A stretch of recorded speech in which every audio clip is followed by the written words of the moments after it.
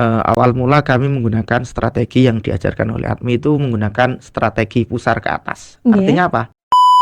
Ya berhasil tapi belum maksimal. Nggih. Akhirnya kami menggunakan strategi subuh di Masjid Baitur Rahim itu serasa seperti sholat Id.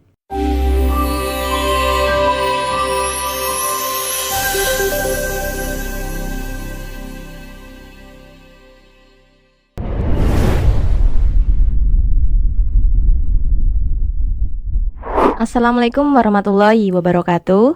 Selamat datang di podcast resmi Holding Koperasi BMTN Ungasem, ruang ngobrol santai, inspiratif, dan penuh nilai ekonomi umat. Hari ini kita kedatangan tamu yang sangat menginspirasi, yaitu Takmir Masjid Baitur Rahim. Assalamualaikum Bapak. Waalaikumsalam. Sebelumnya bisa diperkenalkan dulu mulai dari nama, asal, dan juga masjid yang dikelola. Assalamualaikum warahmatullahi wabarakatuh. Waalaikumsalam.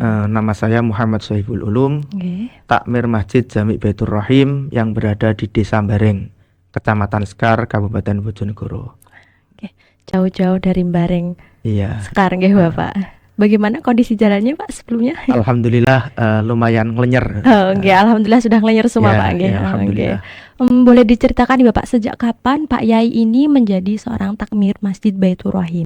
Awal mula saya itu 2014 itu hanya sebagai muadzin di Masjid Jami Baitur Rahim dan juga diamanai sebagai seksi imaroh atau seksi pendidikan di Masjid Jami Baitur Rahim. Saya diamanai sebagai ketua takmir mulai Januari 2022. Januari 2022 ya, hingga sekarang 2027. Masih ada 1 tahun ke depan ya Pak. Boleh diceritakan Bapak bagaimana kondisi sebelum mengalami kebangkitan? Gini Mbak, jadi di Masjid Jami Baitur Rahim itu dulu terutama di hal jamaah sholat fardu itu sangat sedikit jamaknya, terutama waktu subuh. Awal mula subuh 2014 itu saya masih ingat betul, itu belum ada adzan subuh. Hingga 2015 belum ada adzan subuh. Insya Allah saya ingat betul 2016 baru ada adzan subuh. Dan itu jamaahnya 1, 2, 3, 6 orang tuh maksimal gitu. Berarti dulu itu belum ada jamaah subuh. Ya betul. Azannya juga belum ada Pak? Belum ada. Terus kemudian yang memulai pertama kali seingat saya itu 2016 pas Ramadan. Jenengan sendiri? Teman-teman. Teman-teman. Selama berapa lama jamaah itu ada 5 sampai 6 orang Bapak? Bertahun-tahun. Seingat saya itu mulai dari 2016 hingga 2023. Itu saya sendiri juga pernah. Itu adzan, ujian, iqomah, imam, tidak ada makmum itu juga pernah. Hanya 1 orang tuh pernah. Sampai 1 orang Pak, itu imam sama 1 makmum begitu? Tidak ada, cuma ya merangkap adzan, iqomah, adzan, ujian, iqomah, imam, tapi tidak ada makmumnya sendiri. Berarti gitu. Satu sendiri. Satu sendiri. Padahal masjid semoga itu Pak. Betul, Tapi sepi sekali jamaahnya. Apa sih Pak yang dirasa terus mengganjal di dalam hati ketika melihat kondisi jamaah sangat sepi padahal masjid semegah itu? Yang jelas hati kita itu sangat sedih. Apalagi saya sebagai takmir, sebagai takmir itu sangat sedih melihat kondisi jamaah yang sangat sedikit pada saat itu, sekitar 3 sampai maksimal 5 orang itu sudah maksimal. Itu berjalan bertahun-tahun. Gitu. Kayak rasanya tuh kayak miris Pak. Iya betul. Karena kita melihat kondisi bangunan Masjid Baitur Rahim kan lumayan megah, lumayan megah. Zamannya sedikit itu sangat ngesak nih gitu.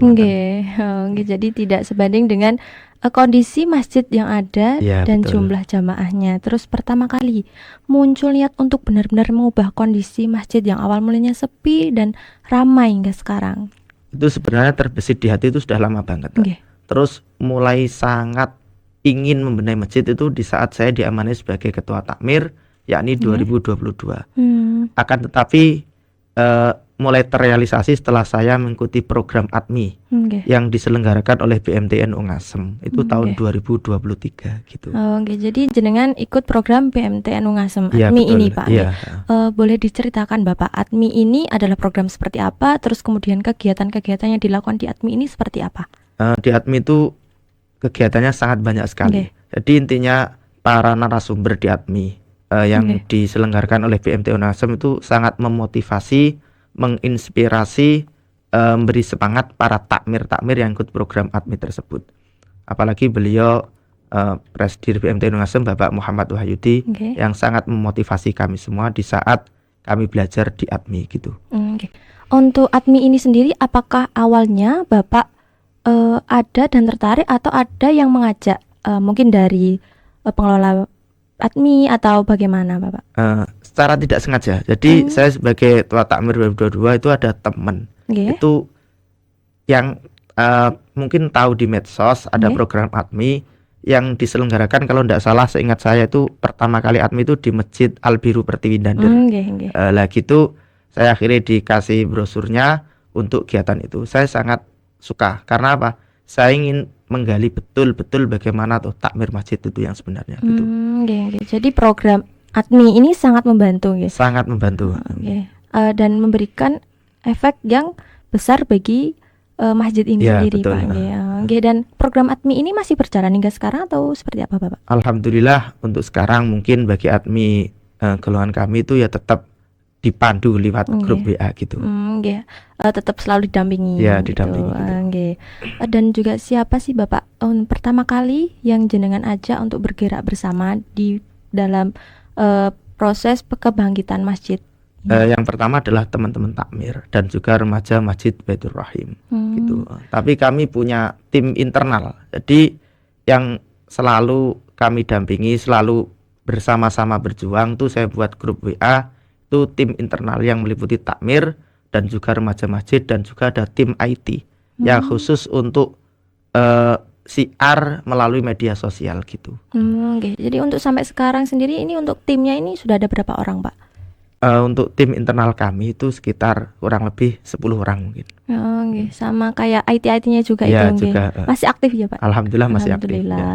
Terus apakah di awal mula pergerakan ini ada kayak pikiran buat nyerah atau mungkin pesimis gitu Bapak, melihat kondisi jamaah mungkin yang belum tergerak, belum banyak sampai sekarang, itu dulu ada pesimis nggak? Sangat pesimis, Mbak. Jadi awal kami berjuang tuh sangat tidak yakin kalau Masjid Baitur Rahim bisa semakmur sekarang, bisa jamaahnya sebanyak sekarang, tuh awal mula pesimis. Tapi kami semua saling menyemangati, saling mensupport, alhamdulillah bisa berjuang bersama.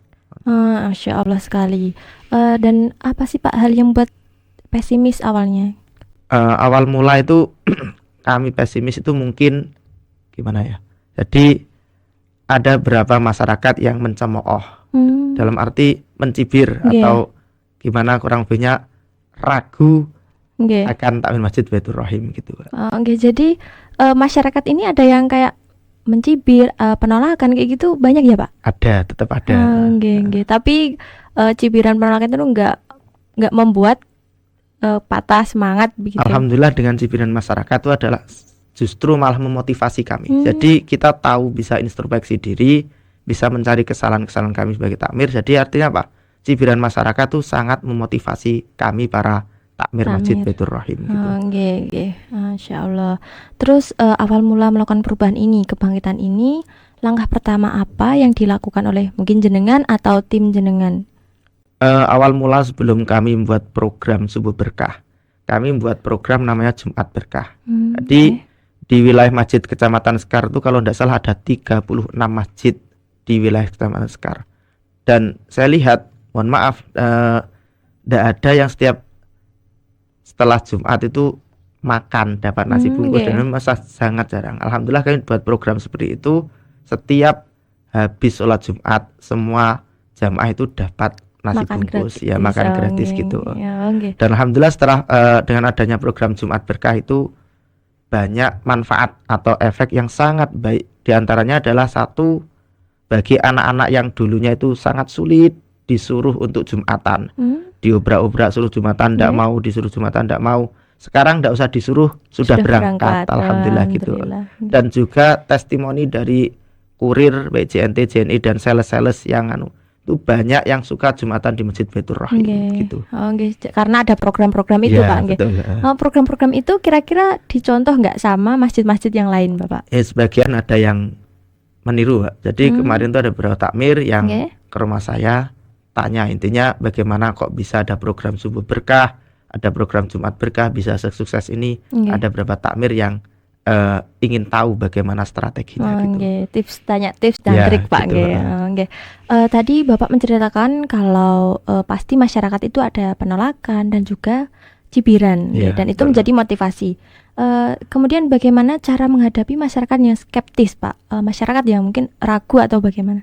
Gini, jadi kalau kami menghadapi masyarakat yang ragu akan kami, intinya kami itu tetap menghadapi masyarakat, apapun karakter masyarakat tetap ditanggapi oleh takmir itu dengan kepala dingin. Nggih. Jadi teman-teman takmir, saya kasih tahu intinya apa?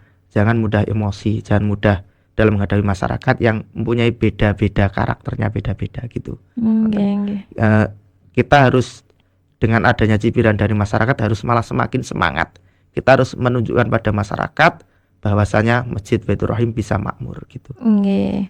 Jadi meyakinkan Pak nggih, Ya, meyakinkan masyarakat bahwa masjid ini benar-benar dikelola dengan baik, Ya, terus betul. program-programnya juga Ya, unggul begitu. Ya. Jadi untuk masyarakat sendiri tidak ragu, terus malah yakin dan malah makin berbondong-bondong jamaah di Masjid Masjid Baitur Baitur Rahim. Rahim. Nggih. Tadi kan dengan program-program itu yang awalnya jamaahnya hanya 1, 2, 5, 6, terus kemudian menjadi sekitar 150-an Pak nggih. Dan itu sangat luar biasa sekali. Nah, boleh diceritakan bagaimana strategi yang konkret atau melakukan pendekatan seperti apa sehingga jamaah yang awalnya sepi bisa menjadi sebanyak itu? Awal mula kami menggunakan strategi yang diajarkan oleh ADMI itu menggunakan strategi pusar ke atas. Nggih. Artinya apa? Kita bisa berdakwah melalui majelis-majelis taklim. Kita bisa memberikan atau menjelaskan tentang fadilah keutamaan jamaah dan lain sebagainya gitu. Tapi dengan hal tersebut ya berhasil tapi belum maksimal. Akhirnya kami menggunakan strategi pusar ke bawah. Artinya apa? Kita merangkul masyarakat dengan memberikan semacam iming-iming gitu, agar mereka itu semangat mau berangkat jamaah di Masjid Baitur Rahim gitu. Iming-iming ini Pak ya, imbalan itu ya. Ya. Itu kira-kira seperti apa Pak? Jadi awal mula itu bagi jamaah sholat subuh itu yang awal mula 5, 6 terus tuh awal mula 30 itu kami beri semacam sembako Pak. Jadi isinya hanya sekedar itu minyak, terus termasuk sabun dan juga ada yang roti gitu. Ini sembako gratis itu. Oh, berarti setiap jamaah yang datang itu dapat sembako biar kesannya semangat nih buat datang. Ya, betul. Untuk programnya ini itu diberikannya setiap hari atau seperti apa Pak? Setiap 1 minggu sekali, yaitu setiap hari Jumat subuh gitu. Oh, setiap hari Jumat, jadi tidak setiap hari nggih. Tidak, setiap hari Jumat. Terus bagaimana cara, misal apakah orang ini layak diberi atau bagaimana, itu ada kriterianya atau seperti apa? Tidak ada. Jadi siapapun yang jamaah di Masjid Baitur Rahim, baik tua maupun muda, laki-laki maupun perempuan, baik kecil, itu semua dapat bingkisan dari Masjid Baitur Rahim. Dan alhamdulillah meskipun program ini dilakukan setiap 1 minggu sekali, setiap Jumat, tapi selain hari Jumat pun alhamdulillah jamaah di Masjid Baitur Rahim luar biasa katahian. Berarti meskipun hari Jumat Pak nggih kan tadi imbalannya atau yang diberikan itu setiap hari Jumat. Nah, betul. Itu tetap konsisten datang. Ya, alhamdulillah. Alhamdulillah sekali. Nah, ini kan dapat bingkisan, minyak dan lain sebagainya, itu kan pasti membutuhkan dana Pak nggih. Boleh diberitahu nih untuk pengumpulan dananya itu dari mana saja? Alhamdulillah Masjid Baitur Rahim selain infak, mungkin ada beberapa yang infak yang tahu dari media sosial. Jadi kami itu punya tim IT yang intinya berjuang selain di dunia nyata juga berjuang di media sosial. Gitu. Jadi orang-orang tahu, akhirnya banyak yang dari luar desa Bareng pun yang berikan donatur untuk kegiatan subuh berkah. Dan dari wilayah Bareng pun akhirnya wilayah Bareng itu juga banyak yang mensupport. Tapi berupa barang langsung, ada yang beri minyak, ada yang beri sabun gitu, ngonten. Jadi infaknya ini berupa macam-macam tidak harus uang gitu. Dan masyarakat luar Bareng ini juga sudah tahu. Alhamdulillah. Dan antusiasnya juga tinggi. Ya, betul. Berarti untuk dana-dananya ini didapatnya dari sukarela. Ya, betul, sukarela. Apakah ada kayak kalau kayak kas masjid atau seperti apa juga? Kas masjid juga ada, Mbak. Jadi kas masjid itu dibagi menjadi 2. Satu untuk pembangunan, yang kedua untuk infak untuk kemakmuran masjid. Jadi ada 2 kotak, yang satu khusus untuk pembangunan, yang satunya untuk kemakmuran masjid, termasuk untuk kemaslahatan umat wonten niku. Nggih. Kemudian Pak nggih, ini kan jamaahnya sudah banyak sekali untuk sampai sekarang Pak nggih. Itu apakah ada dibuatkan semacam grup WA atau ada sosmed yang lain itu ada Pak nggih? Alhamdulillah untuk Jamaah Masjid Baitur Rahim itu ada grup juga Pak. Jadi di situ ada grupnya, dan juga kami dalam bersiar itu juga menggunakan media sosial, yakni Facebook, mungkin Instagram dan juga TikTok gitu. Boleh dikasih tahu Pak apa nama sosmednya biar teman-teman pendengar tahu. Masjid Baitur Rahim bareng gitu. Semua sama Pak nggih akunnya. Nanti di-follow ya teman-teman. Terus ini kan yang lola anak-anak muda Pak nggih? Iya, betul. Nah, bagaimana cara menggait agar anak-anak muda ini tertarik untuk jamaah di Masjid Baitur Rahim awal mulanya? Jadi kami takmir masjid itu punya beberapa program. Salah satu biasanya muda kan sukanya kan wifi-nan. Kami mempunyai penyemangat, punya semacam moto. Artinya apa? Anak muda harus lebih cinta, lebih suka di masjid daripada di warung kopi. Bener. Nah, dan sekarang tuh di warung kopi kan hampir semuanya ada wifi gratis. Jadi masjid tidak mau kalah. Masjid itu juga kami pasang wifi gratis, siapapun boleh menggunakan wifi yang ada di masjid. Itu strategi pertama. Yang kedua juga ada minuman gratis, dan juga ada strategi memberikan kesempatan untuk anak-anak yang mungkin setelah jamaah mau mungkin voli, sepak bola, dipersilahkan gitu, tidak kami larang gitu. Berarti strateginya awalnya adalah pemasangan wifi itu ya Pak, betul. Tapi untuk pemasangan wifi ini ya Pak ya, apakah sama anak-anak muda ini mohon maaf disalahgunakan nggak Pak? Insya Allah tidak Mbak. Jadi tetap kita berhusnudzon aja lah intinya. Kami untuk mendorong agar anak muda itu semangat. Intinya kami itu bertujuan biar anak-anak muda itu lebih cinta pada masjid daripada di warung kopi gitu. Jadi misal sudah ada azan langsung selesai itu sholat, habis itu wifi lagi nggak apa-apa begitu Pak. Terus kemudian sebagai seorang takmir ini apakah mungkin punya rasa yang kayak seketika kayak tidak punya semangat gitu Pak? Nah itu bagaimana cara mengatasinya agar semangatnya tidak kendor? Alhamdulillah kami takmir itu kompak. Yang pertama itu kami takmir, teman-teman takmir dan juga remaja masjid dan juga tim internal kami itu yang pertama adalah saling terbuka. Yang kedua transparan, dan ketiga itu saling memotivasi, saling mensupport. Mungkin ada satu takmir yang mungkin ada keluhan apa, kurang semangat, tetap kami beri semangat gitu, agar tetap semangat dalam berjuang gitu. Pokoknya saling menyemangati satu sama lain Terus boleh dikasih tahu Pak apa kunci sukses membangun tim takmir masjid yang solid menurut Bapak? Ya itu tadi, jadi kami itu harus saling terbuka, transparan, dan juga saling memotivasi antara satu dan yang satunya gitu. Terus boleh diceritakan Pak ketika ada program pergerakan yang jenengan lakukan itu apakah meningkatkan kas ataupun infak masjid ini? Alhamdulillah meningkat Mbak. Jadi dengan adanya program tersebut yang berinfak tidak hanya wilayah Bareng saja, banyak orang yang dari luar Bareng dengan tahu lewat media sosial itu langsung konfirmasi pada nomor yang tertera untuk berinfak gitu. Jadi masyarakat lebih tahu, terus kemudian juga ikut berinfak di masjid itu juga untuk pembangunan dan kemakmuran. Untuk kemakmuran masjid juga. Masya Allah. Terus bagaimana respon masyarakat Bapak terhadap masjid ini sampai sekarang? Alhamdulillah respon masyarakat sangat positif, artinya mendukung program-program yang dilakukan oleh para teman-teman takmir Masjid Baitur Rahim. Gitu. Jadi yang awalnya ada penolakan, cibiran, terus tapi sampai sekarang malah didukung Pak. Ya betul, alhamdulillah. Bahkan banyak para aghnia itu yang memberi infak berupa barang tadi Mbak. Jadi ada yang berikan langsung minyak, ada yang sabun, tuh secara otomatis sukarela memberi tanpa diminta. Alhamdulillah sudah banyak yang memberi gitu. Alhamdulillah sekali. Jadi mendapatkan respon yang positif Pak sekarang. Terus boleh nih Pak ada pesan untuk takmir masjid di masjid-masjid luar sana yang jamaah subuhnya ini masih sepi. Mungkin jenengan ada motivasi atau tips dan trik bagi para takmir masjid.